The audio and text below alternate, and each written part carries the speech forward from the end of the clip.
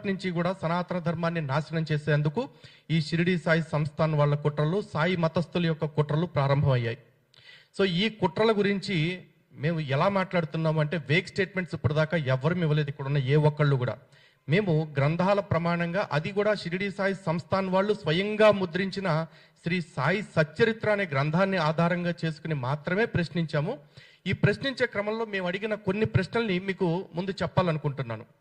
కారణం ఏంటంటే, ఈ ప్రశ్నలు అడిగినందుకు ఈరోజు మా మీద 50 కోట్ల రూపాయలకి పరువు నష్టం దావాలు వేయటం జరిగింది షిరిడి సాయి సంస్థాన్ వాళ్ళు.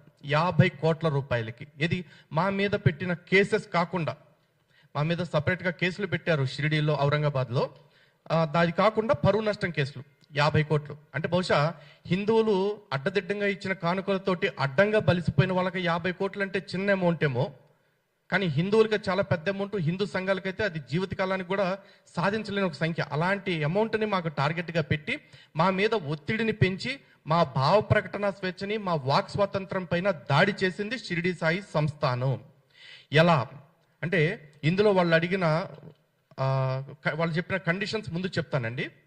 ఇది షిరిడి సాయి సంస్థాన్ సిఇఓ పేరేంటి, గౌరక్ష మహాదేవ్ గడిల్కర్ గారు ఇవ్వటం జరిగింది నోటీసు. దీనిలో ఆయన చెప్పింది, furnish an unconditional apology apologising for the defamatory statements made by you, which apology should be printed in 3 prominent newspapers in circulation in states of Andhra Pradesh and Telangana, as well as make the same available on all social media including Facebook, YouTube, Instagram.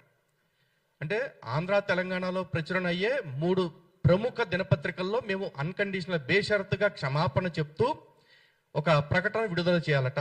అలాగే మేము పెట్టిన videos అన్నీ కూడా delete చేయాలి. అలాగే మేము ఎక్కడెక్కడైతే interviews ఇచ్చామో ఆ ఛానల్స్లోంచి కూడా మేమే డిలీట్ చేయించాలట. ఇది కాకుండా to pay to Shri Saibaba Sansthan a sum of rupees 50 crores in damages suffered by the Saibaba Samsthan and various other devotees. ఈ సాయిబాబా సంస్థాన్ కావచ్చు, ఇతర సాయి భక్తులు కావచ్చు, వాళ్ళు అనుభవించిన బాధకి, క్షోభకి పరిహారంగా మేము 50 కోట్ల రూపాయలు చెల్లించాలట. ఇది వాళ్ళు విడుదల చేసిన కండిషన్స్. అయితే ఎందుకు వాళ్ళంత బాధపడ్డారు అంటే దానికి చెప్పారు చూడండి. మేమట తప్పుడు స్టేట్మెంట్స్ ఇచ్చామంట. అంటే ఏంటంటే, షిరిడీలో ఉన్నది కానీ లేకపోతే ఇతర సాయిబాబా ఆలయాలుగా చలామణి అయ్యేవి ఏవి కూడా ఆలయాలు కాదు, అవి దర్గాలు లేదంటే మసీదులు అనే మాట మేము వాడామట. అలాగే అక్కడ ఆడవాళ్ళకి నమాజులు నేర్పిస్తున్నారు, తద్వారా ఆడవాళ్ళు లవ్ జిహాద్కి ఆకర్షితులయ్యేలాగా చేస్తున్నారు అని మేము చెప్పామట. ఇది తప్పుడు ప్రకటనట. ఇది తప్పుడు ప్రకటన అని షిరిడి అంటుంది అంటే, షిరిడి సంస్థాన్ వాళ్ళు ఇప్పుడు తప్పుడు ప్రకటన చేస్తున్నట్టు. కారణం ఏంటి అంటే, ఇవన్నీ నిజంగా జరుగుతున్నాయి. ఆ రోజు ఇచ్చిన మాటే వాళ్ళు ఇన్ని కేసులు పెట్టిన తర్వాత కూడా ఇప్పటికీ అదే మాట చెప్తున్నాం. ఎందుకంటే దీనికి మా దగ్గర ఆధారాలు ఉన్నాయి. షిరిడి సాయి సంస్థాన్లో జరుగుతున్నాయి అని మేము అలా, షిరిడి సాయి ఆలయాల పేర్లతోటి ఆంధ్రప్రదేశ్, తెలంగాణ రాష్ట్రాల్లో ఇవి జరుగుతున్నాయి.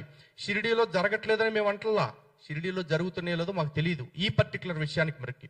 కానీ క్లియర్గా చెప్తున్నది ఏంటంటే, షిరిడీలో ఉన్నా ఎక్కడ ఉన్నా సాయిబాబా ఆలయాలుగా చలామణి అయ్యేవి అవి ఆలయాలు కాదు, అవి ముమ్మాటికి దర్గాలు లేదా మసీదులే.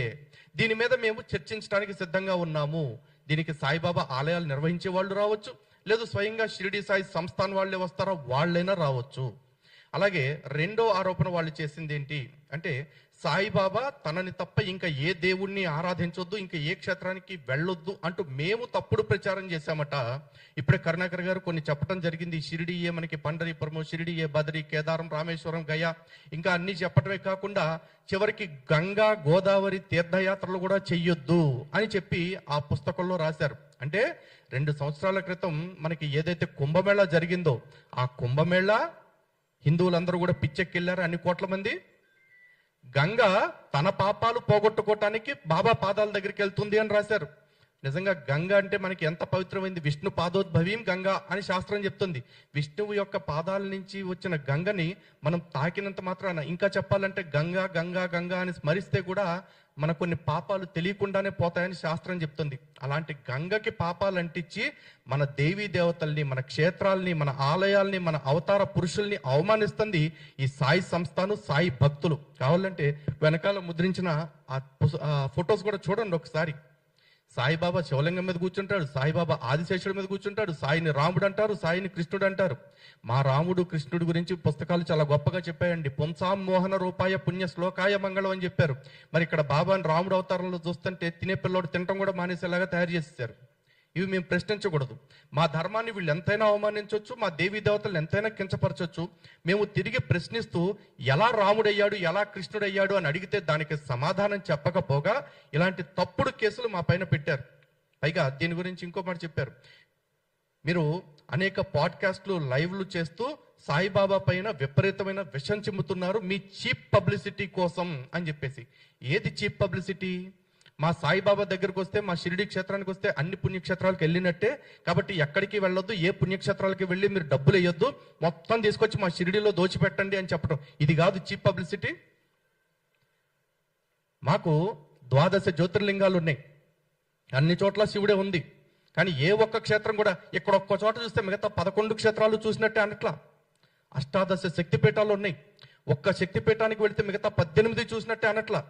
108 దివ్య దేశాలు ఉన్నాయి, ఏ ఒక్కళ్ళు కూడా ఒక్క క్షేత్రాన్ని చూస్తే మిగతా 107 చూసినట్టే అనట్లా. అని ఒక్క సాయి సంస్థానం, సాయి భక్తులు మాత్రం ఏం ప్రచారం చేస్తున్నారు? మీరు ఏమీ చూడక్కర్లేదు, కేవలం షిరిడీకి వస్తే అన్ని చూసేసినట్టే, సాయిని ముక్తి అందరినీ కొలిచేసినట్లే అంటూ తప్పుడు ప్రచారం చేస్తుంది. Cheap publicity